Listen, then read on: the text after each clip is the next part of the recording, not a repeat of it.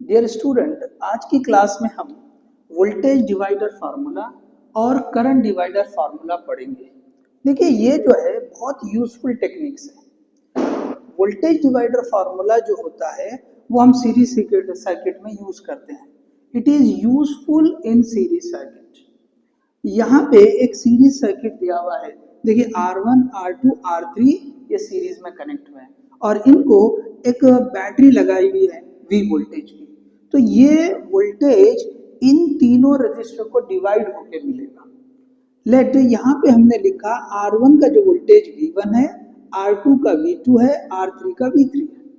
तो अगर हमको ये वोल्टेजेस पता करना है तो अगर ट्रेडिशनल वे में करेंगे तो वहां पे आपको पहले टोटल इक्विवेलेंट या जो रेजिस्टेंस होगी वो पता करना पड़ेगा, फिर टोटल इसमें से जो करंट पास हो रहा है वो फाइंड करना पड़ेगा, फिर हम जो है इस करंट और रेजिस्टर का प्रोडक्ट लेके V1 या V2 या V3 पता करेंगे। ये फॉर्मूला हमको डायरेक्टली इन सिंगल स्टेप हमको ये वोल्टेज देगा। देखिए किस तरह से, अगर हमको R1 के अक्रॉस का वोल्टेज चाहिए V1, हम उसी रजिस्टर को न्यूमरेटर में लिखें और डिनोमिनेटर में इन तीनों का सम लिख दें, R1 plus R2 plus R3 into total voltage लगा दें। तो इससे आपको V1 मिल जाएगा। अब देखिए सिमिलरली R2 के लिए लिखते हैं, V2 पता करना है सपोज, तो हमने R2 ऊपर लिख दिया और नीचे तीनों का सम लिख दिया इनटू टोटल वोल्टेज। अगर V3 पता करना होगा तो R3 हम न्यूमरेटर में लिखेंगे और R1, R2, R3 को हम डिनोमिनेटर में लिखेंगे इनटू टोटल वोल्टेज। तो इस तरह से हम सिंगल स्टेप में ये V1, V2, V3 या सीरीज में अगर रजिस्टर कनेक्टेड है तो उनके अक्रॉस के वोल्टेज को लिख सकते हैं। एक बात और है यहाँ पे इम्पोर्टेंट कि इस सीरीज कॉम्बिनेशन में कितने रेजिस्टर्स है इसका कोई इफेक्ट नहीं होता है, कोई लिमिटेशन नहीं, चाहे कितने भी रेजिस्टर हो आप ये फॉर्मूला यूज कर सकते हैं। ठीक है, देख लीजिए आप, बहुत सिंपल सा है। जो रेजिस्टर का वोल्टेज चाहिए आपको उसको ऊपर रख दो और नीचे जितने रेजिस्टर है उसका सम करके टोटल वोल्टेज से मल्टीप्लाई कर लें। सो ये है वोल्टेज डिवाइडर रूल या वोल्टेज डिवाइडर फॉर्मूला। अब देखिए नेक्स्ट है करंट डिवाइडर फार्मूला। ये बहुत ज्यादा यूजफुल टेक्निक है जब दो रेजिस्टर पैरेलली होते हैं।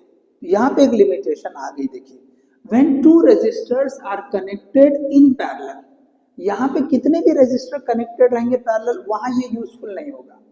दो से ज्यादा रहेंगे तो यूजफुल नहीं होगा, दो अगर रहेंगे तो यूजफुल होगा। अब देखिए ये टोटल करंट आ रहा है, यहां से ये डिवाइड हो रहा है दो पार्ट में, दो ब्रांचेस में।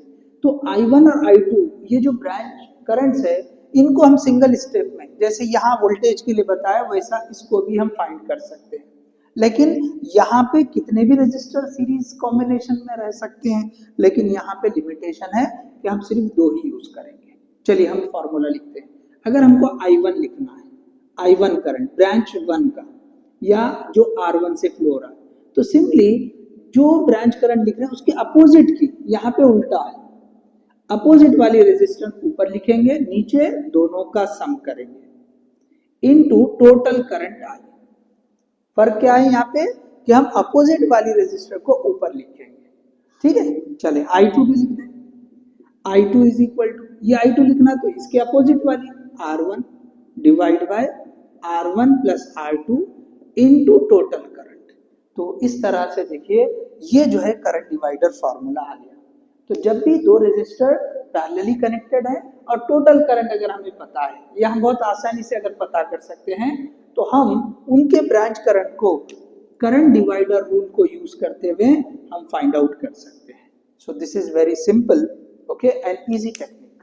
चलिए अब देखिए यहाँ पर एक क्वेश्चन हमने नीट 2021 का लिया है। मैंने पूरा क्वेश्चन नहीं लिखा है, सिंपली जो है एक्सप्लेन करने के लिए वो सेम सर्किट उठा दिया। सो क्या पूछा था इस क्वेश्चन में, find the ratio of I3 by I1। यहाँ पे एक सर्किट दे रखा है, ये टोटल करंट I1 बोला है, ब्रांच करंट को I2 और I3 लिखा है, और पूछा है कि ये जो रेशियो है इनको इन रजिस्टर के फॉर्म में सही ऑप्शन क्या होगा। आप PYQ की बुक से आप ऑप्शन ले लें, ओके, हम यहाँ से वर्कआउट कर लें। तो I3 बाय I1 यहाँ पे देखे I3 एक ब्रांच करंट है, तो यहाँ हम हिंट के तौर पे ले कि क्या हम यहाँ पे ब्रांच करंट I3 लिख दें जैसे ये फॉर्मूला लिखा है। तो अगर हमने इस I3 को यहाँ पे लिखा तो देखो इसके अपोजिट वाली रेजिस्टेंस R2, नीचे इन दोनों का सम R2 प्लस R3, देखो इससे लेना देना नहीं, हमको इन दोनों से लेना देना है। सो R2 अपोजिट वाली रेजिस्टर, नीचे दोनों का सम और इनटू टोटल करंट। सो ये हो गया आपका टोटल करंट I1 है, तो ये हो गया ब्रांच करंट I3। लेकिन क्वेश्चन में क्या पूछा है कि ये रेशो बताए I3 बाय I1, इसको इधर ला लो, ये हो गया I3 बाय I1, तो ये आंसर हो जाएगा आपका R2 divide by R2 plus R3। सो यही आपका जो है करेक्ट ऑप्शन रहेगा, this is the correct option, देख लें आप। ओके, सो ये जो है इस तरह का क्वेश्चन नीट में पूछा हुआ है। ओके, क्लियर है सबको? चलिए एक क्वेश्चन और देखते हैं हम, जो ये मेंस में पूछा है करंट डिवाइडर के ऊपर ही। तो ये मैं रब कर देता हूँ वोल्टेज डिवाइडर वाला, हम यहाँ पे जेई मेंस में जो पूछा हुआ क्वेश्चन है वो सॉल्व कर लेंगे। चलिए JEE Mains next question, JEE Mains Feb okay 2021, okay Feb 2021 का पूछा हुआ क्वेश्चन है। देखिए क्वेश्चन इस तरह का है, क्वेश्चन में ओके पूछा है, चलिए क्वेश्चन यहाँ लिखा है, तो this is find current I1। यहाँ एक इस तरह से एक रेजिस्टेंस बता दिया है, ये करंट है 6 एम्पियर, यहाँ पे एक पॉइंट P बोला है और यहाँ इस तरह का एक इक्विलैटरल ट्रायंगल का शेप देकर बोला है कि हर ब्रांच में एक रेजिस्टर लगी है। ये देख ले आप, इस तरह का सर्किट है, यहाँ पर भी ये इस तरह का सर्किट है और ये इस पॉइंट को उसने R बोला है, यहाँ से करंट बाहर निकल रहा है, यहाँ से ये इंटर हो रहा है और ये ऐसे बाहर निकल जा रहा है। बताया है कि ये जो है 2 ओम की है, ये भी 2 ओम की है, ये भी 2 ओम की है और ये भी 2 ओम की रेजिस्टेंस है। अब देखिए हम इसको ऐसे सिंपल वाला सर्किट बना देंगे। ये 6 एम्पियर मैं यहाँ पे ड्रॉ करता हूँ, ये देख लें आप कि भाई ये जो है इस तरह से ये 6 एम्पियर, सॉरी ये 6 एम्पियर करंट आ रहा है टोटल करंट, और ये 2 ओम की रेजिस्टेंस है। चलो इसको थोड़ा सा हम बड़ा लिखते हैं, ये 2 ओम, यहाँ से ये हमारे लिए P पॉइंट आ गया, P पॉइंट से ये एक रास्ता है यहाँ जाने के लिए, देख लें आप। तो ये जो है हमको 2 ओम, ये वापस 2 ओम और ये वापस यहाँ पे आएगा R पॉइंट, और ये दूसरा रास्ता P से R पे जाने के लिए ऐसा है जो ये 2 ओम की रेजिस्टेंस पे लेके, तो ये सारे जो है ये भी 2 ओम है, ये भी 2 ओम है, ये भी 2 ओम है। ओके आप देख लो। अब देखिए इसमें जो करंट बोला है, ओके जो करंट बोला है, ये वाला करंट I1 है और ये वाला करंट I2, ऐसे क्वेश्चन में दिया है, तो उसने ये करंट I1 बोला है। तो आप देखें कि भाई ये जो ब्रांच है ये वाली, इसको उसने I1 बोला, इसने इसको I2 बोला, तो I1 पता करने के लिए बोला है। अब देखिए ये 2 ओम और ये 2 ओम दोनों सीरीज में है, तो 2 और 2 मिलके 4 हो जाएंगे।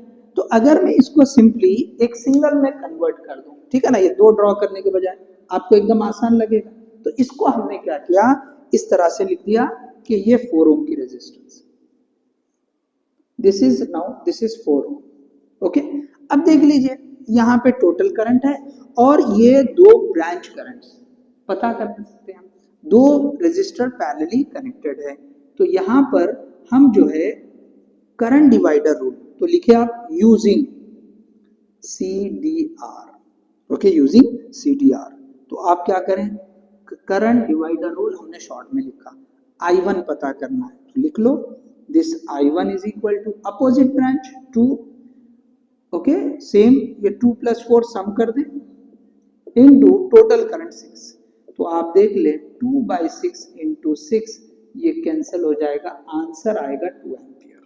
ओके आंसर क्या आ जाएगा, दिस इज द 2 एम्पियर। तो देख लीजिए इस तरह से जो है करंट डिवाइडर जो फॉर्मूला या रूल है, इसके ऊपर जो है नीट में भी क्वेश्चन पूछा है और यहाँ पे जो है जेई में भी क्वेश्चन पूछा हुआ है। वोल्टेज डिवाइडर फार्मूला आपको इनडायरेक्टली, ओके, जो आप क्वेश्चंस करेंगे इलेक्ट्रिकल सर्किट्स के उसमें वो इनडायरेक्टली यूज होगा, ओके। और जो करंट डिवाइडर रूल है इस पे तो स्ट्रेट फॉरवर्ड क्वेश्चन पूछा है, नीट में भी पूछा है, जेई में भी पूछा है, ओके। सो देख लीजिए, सब क्लियर है आपको, ओके। सो आज की क्लास में इतना ही, ओके, आज यहीं रुकेंगे, ओके, थैंक यू।